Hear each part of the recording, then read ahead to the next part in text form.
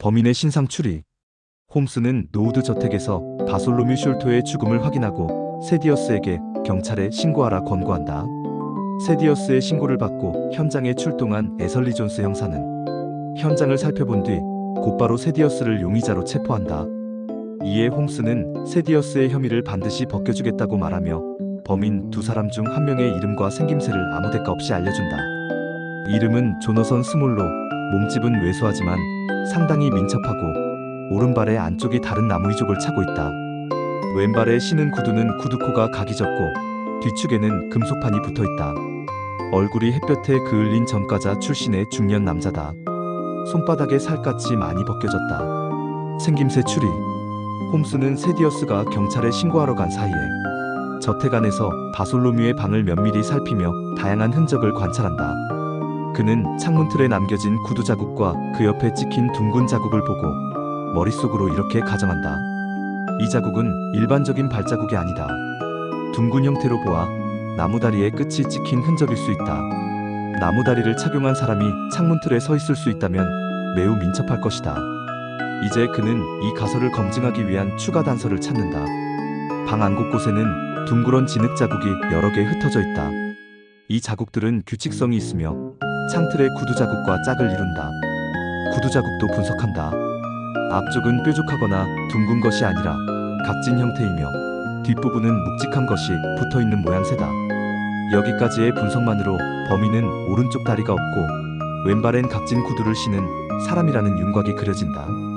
이 과정에서 홈스는 가설을 세운 뒤 가설이 맞을 경우 어떤 현상이 보일지 예측하고 예측한 현상이 실제 관찰되면 가설을 채택하는 가설 연역법을 사용했다. 조너선 스몰이라는 이름의 추리. 바솔로뮤의 방에서 더 사인 어브포라고 적힌 쪽지를 발견한 홈스는 마리가 보관하고 있던 모스턴 대위의 도면 위에 적혀있던 4개의 이름을 기억해낸다. 그리고 이 쪽지는 그 도면에 서명한 4사람 중 1명이 남긴 것이라는 가설을 세운다. 이름으로 볼 때 4사람 중 1사람은 백인이고 나머지는 힌두교도나 이슬람교도다.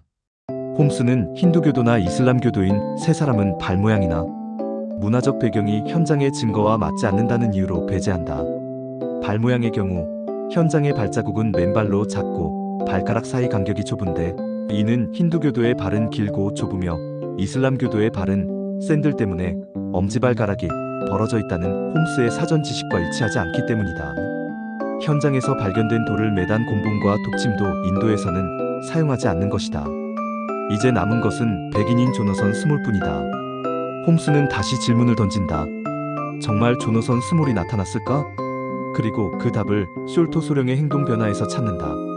소령의 둘째 아들 세디어스에 따르면 그는 상당한 액수의 현금과 다량의 귀중한 골동품을 가지고 영국으로 돌아와 풍족하게 살았다. 하지만 혼자 외출하는 걸 극도로 꺼렸고 나무다리를 한 사내들을 극도로 혐오했다. 나무다리 장사꾼에게 총을 쏘기까지 했다. 또 인도에서 날아온 편지 한 통을 받고 큰 충격을 받은 나머지 지병이 악화돼 시름시름 앓다가 죽었다. 창틀과 방 안에 짝을 이룬 채 남아있는 나무 의족 자국과 구두 발자국 등 현장 조사에서 확보한 단서들도 나무다리 사내라는 외모와 일치한다.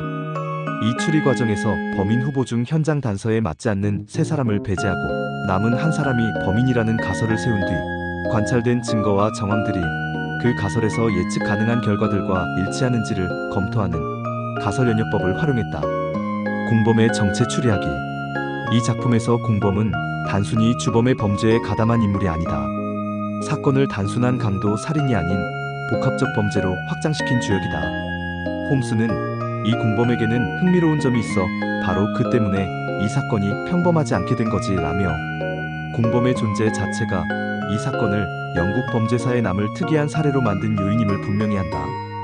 홈스가 사건 해결 과정에서 맞닥뜨린 가장 이질적이고 충격적인 단서는 두 번째 인물, 즉 공범의 존재다. 홈스는 바솔로뮤 숄토의 사망 현장을 조사하며 이 공범의 존재를 감지하고 극히 제한된 물리적 흔적만을 바탕으로 그 정체를 특정해낸다. 방 안에서 관찰한 이상한 발자국과 독특한 무기. 홈스는 방 안에서 크고 작은 두 종류의 자국을 발견한다.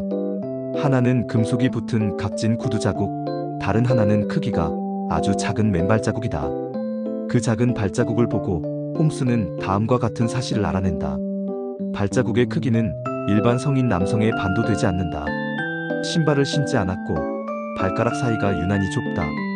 발자국 근처에서 크레오소트와 제수어 오일이 섞인 방부제 자국이 확인된다. 같은 자리에 독침과 돌을 매단 곤봉이 떨어져 있었다. 홈스는 이 흔적들이 일반적인 범인의 움직임이나 문화권과는 전혀 다르다는 점에 주목한다. 그래서 먼저 다음과 같은 가설을 설정한다. 이자는 인도 출신의 왜소한 범죄자일까? 하지만 홈스는 즉시 그 가설을 배제한다. 길고 좁은 힌두교도의 발자국이나 샌들 때문에 엄지발가락이 벌어진 이슬람교도의 그것이 아니기 때문이다. 무기도 인도 문화권에서 사용하는 것이 아니다. 지리학 사전으로 확인한 최종 결론. 홈스는 조너선 스몰이 안다만 제도에서 복역했다는 사실을 바탕으로 공범은 안다만 제도 출신 아닐까라는 가설을 세운다.